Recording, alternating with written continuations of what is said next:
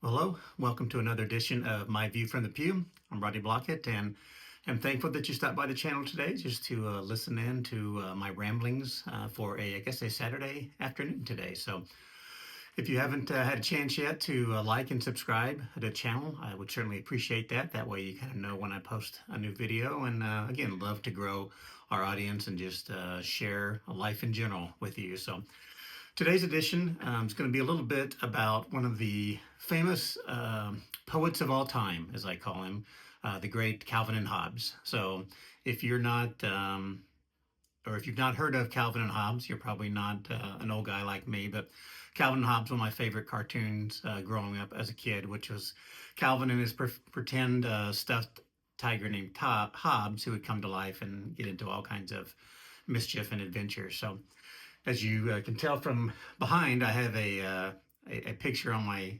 shelf in there over behind me of Calvin and Hobbes cartoon, which is called "I Got My Wish." I wrote a chapter of that about that in my book, but the premise of it is Calvin asks Hobbes, if you could have one wish, what would it be? And he's like, I would wish for, and Hobbes says a tuna fish sandwich. If you know the series, he's always trying to get a tuna fish sandwich, and Hobbes, or Calvin, excuse me, just blows up and he says, I can't believe that you would waste your wish on a tuna fish sandwich. I'd ask for my own continent, $1 million,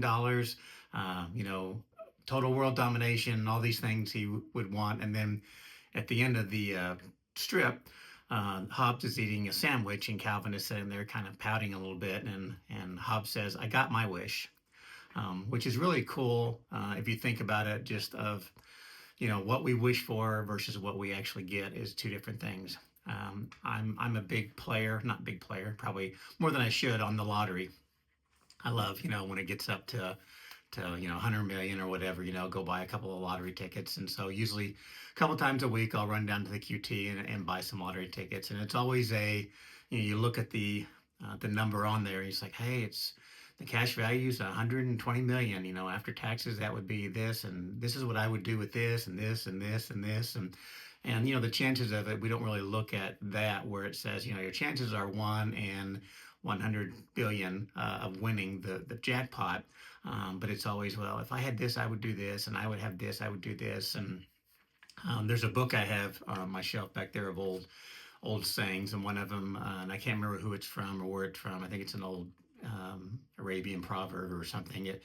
It says, it's not what you're doing with a million if riches be your lot, but it's what you're doing now with the $1 and quarter you've got, which really makes a ton of sense of, all the things that we wish we had, are usually these huge dreams, I want this, I want that, kind of like what Calvin was doing. But the things that we really can attain are the things we really should be wishing for and getting, and seeing how we can get those things. So, for me, probably if I took that $5 I spend, a couple times a week and just stuck it in my sock drawer, by the end of the year, I would say, holy cow, I won the lottery because I have, $600 or whatever I have saved up in there. But we kind of build these realistic expectations sometimes. So I would encourage you, just as we're going through life in general, we always say, I wish I had this, I wish I had that. But, what are some things we can do today that make a difference? So, I wish I win the lottery, but more than likely I get a tuna fish sandwich. So that's encouragement for today. Thanks for stopping by. That's my view from the pew.